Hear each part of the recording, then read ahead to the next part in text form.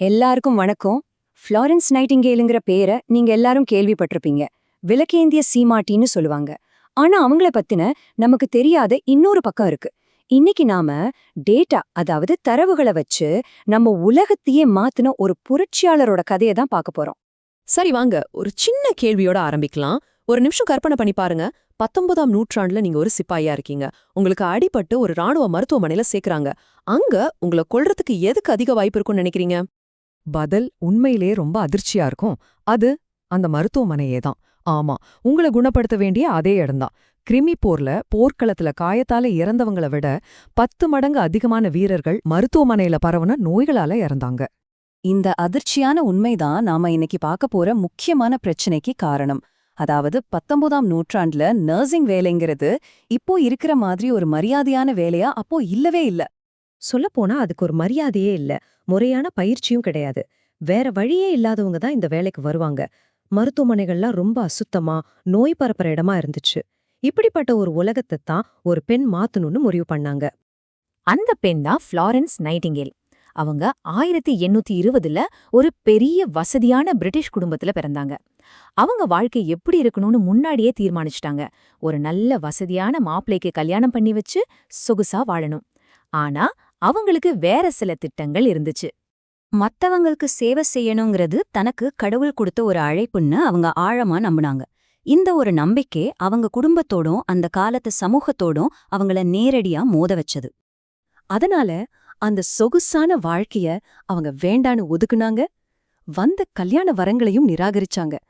அதுக்கு பதிலா தன் பெற்றோரையை எதிர்த்துட்டு நர்சிங் படிக்க போனாங்க. அந்த காலத்துல அவங்க மாதிரி ஒரு வசதியான வீட்டுப் பெண் இப்படி செய்யறது ரொம்ப பெரிய அவமானமா பார்க்கப்பட்டது. அவங்களுடைய இந்த சேவை மனப்பான்மை ஒரு பெரிய போர்க்களத்துல சோதிக்கப்பட இருந்துச்சு.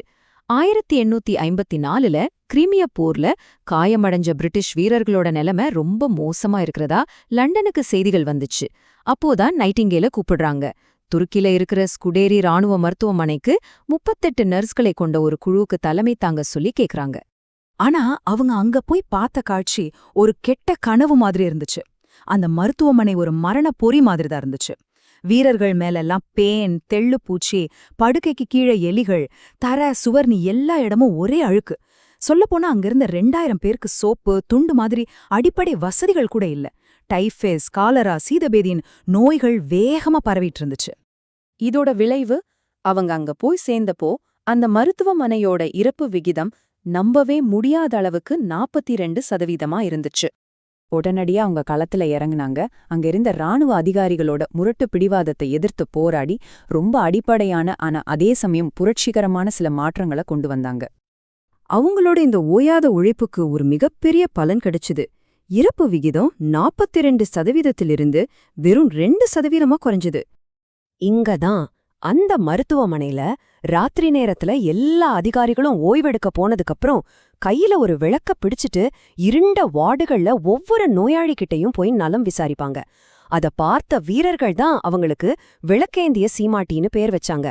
அந்த இருட்டுல ஒரு நம்பிக்கை நட்சத்திரமா அவங்க தெரிஞ்சாங்க. ஆனா அவங்க கையில இருந்த விளக்கு தான் அவங்களோட சக்தி வாய்ந்த ஆயுதம்னு நினைச்சா அது தவறு. இதுவரைக்கும் நம்ம கேட்ட கதை நிறைய பேருக்கு தெரிஞ்சிருக்கலாம். ஆனா இதுக்கப்புறம் நடக்க போறதுதான் அவங்களோட உண்மையான திறமைய, அவங்களோட புத்திசாலித்தனத்தை நமக்கு காட்டும். சரி, அப்போ ஒரு முக்கியமான கேள்வி வருது. எப்படி அவங்க தன்னோட முறைகள் தான் வேலை செய்யுதுன்னு நிரூபிச்சாங்க? சந்தேக கண்ணோட பார்த்த அரசாங்கத்தை, ஒட்டுமொத்த ராணுவ சுகாதார அமைப்பையுமே மாத்தியமைக்க வைக்கணும்னு அதுக்கு என்ன செஞ்சாங்க? அதுக்கு அவங்க ஒரு புரட்சிகரமான ஆயுதத்தை கையில எடுத்தாங்க. அதுதான் டேட்டா. ஆமா, தரவுகள். நைட்டிங்கேல் வெறும் ஒரு கருணைமிக்க நர்ஸ் மட்டும் இல்ல, அவங்க ஒரு திறமையான புள்ளி விவர நிபுணர். வெறும் எண்களை அடுக்குனா யாருக்கும் புரியாது. ஆனா அதையே ஒரு படமா காட்டுனா அது சொல்ற கதையை யாராலையும் புறக்கணிக்க முடியாதுன்னு அவங்களுக்கு நல்லா தெரிஞ்சிருந்தது. அப்படி அவங்க உருவாக்குனதுதான் இந்த போலார் ஏரியா வரைபடம். இதுக்கு ரோஸ் வரைபடம்னு இன்னொரு பேர் இருக்கு. வரலாற்றிலேயே ரொம்ப பிரபலமான டேட்டா விஷுவலைசேஷன்கள்ல இதுவும் ஒன்னு. இந்த வரைபடம் சொல்ற கதைய பாருங்க. ரொம்ப எளிமையா ஆனா ரொம்ப சக்தி வாய்ந்ததா இருக்கு. இந்த சின்ன சிவப்பு நிற பகுதி போர்க்கள காயங்களால ஏற்பட்ட மரணங்கள காட்டுது. ஆனா இந்த மிகப்பெரிய நீல நிற பகுதிய பாருங்க, இதுதான் தடுக்கக்கூடிய நோய்களால, அதாவது அசுத்தமான மருத்துவமனைகள்ல பரவன நோய்களால ஏற்பட்ட மரணங்கள். இந்த ஒத்த வரைபடம் போதும் உண்மையான எதிரி யாருங்கறத அது அப்பட்டமா காட்டிடுச்சு. இத பார்த்ததுக்கு அப்புறம் அரசியல்வாதிகளால எதையுமே சொல்லி சமாளிக்க முடியல. யாராலையும் மறுக்க முடியாத இந்த டேட்டாவை ஒரு ஆயுதமா எடுத்துக்கிட்டு நைட்டிங்கேல் ஒரு தேசிய கதாநாயகியா பிரிட்டனுக்கு திரும்பினாங்க. ஆனா அவங்க ஓய்வெடுக்க திரும்பல, சுகாதாரத்துறையில ஒரு முழுமையான புரட்சியை தொடங்குறதுக்காக வந்தாங்க. அவங்களோட உழைப்பு இந்த உலகத்தோட அமைப்பையே மாத்துச்சுன்னு சொல்லலாம். ராயல் ஸ்டாட்டிஸ்டிக்கல் சொசைட்டில உறுப்பினரான முதல் பெண் அவங்கதான். உலகத்தோட முதல் ப்ரொஃபஷனல் நர்சிங் ஸ்கூலே நிறுவனாங்க. மருத்துவமனைகளோட வடிவமைப்பு எப்படி இருக்கணும்னு ஒரு புத்தகத்தையே வெளியிட்டாங்க. சொல்லப்போனா ஆர்டர் ஆஃப் மெரிட் விருது வாங்கின முதல் பெண்மணியும் அவங்கதான். அப்போ இதிலிருந்து நாம என்ன புரிஞ்சுக்கணும்னா, அவங்களோட தாக்கம் அந்த ஒரு போரோட முடியல. நம்ம இன்னைக்கு பார்க்குற நவீன நர்சிங் துறையை உருவாக்குனதே அவங்கதான். நோயாளிகளை மையமா வச்சு மருத்துவமனைகளை வடிவமைக்கிறதுல அவங்க ஒரு முன்னோடி. பொது சுகாதாரத்துல தூய்மைக்காக போராடின ஒரு சாம்பியன், புள்ளி விவரங்களை வச்சு உயிர்களை காப்பாத்தின ஒரு புதுமையாளர். சுருக்கமா சொல்லணும்னா, நாம இன்னைக்கு நம்பி இருக்கிற நவீன மருத்துவ முறைக்கு அடித்தளமிட்டதே அவங்கதான். அதனாலதான் இன்னைக்கும் அவரோட பிறந்த நாளான மே 12ஆம் தேதிய நாம சர்வதேச செவிலியர் தினமா கொண்டாடுறோம். உலகெங்கும் இருக்கிற செவிலியர்களோட ஓயாத உழைப்புக்கு மரியாதை செலுத்துற ஒரு நாளா அது இருக்கு. இது நம்மகிட்ட ஒரு கடைசி கேள்விய விட்டுட்டு போகுது. பிக் டேட்டா, உலகளாவிய சுகாதார நெருக்கடிகள்னு இருக்கிற இந்த காலத்துல அந்த விளக்கேந்திய சீமாட்டி கிட்ட இருந்து நாம இன்னும் என்ன கத்துக்கலாம்? அவங்களோட கதை வெறும் வரலாறு மட்டும் இல்ல. புது புது பெருந்தொற்றுகளை நாம சந்திச்சுட்டு இருக்கிற இந்த உலகத்துல அவங்க கையாண்ட அந்த இரக்கமும் அதே சமயம் தெளிவான புள்ளிவிவர பகுப்பாய்வும் இன்னைக்கு முன்னப்போதிய விட ரொம்ப அவசியமானதா இருக்கு.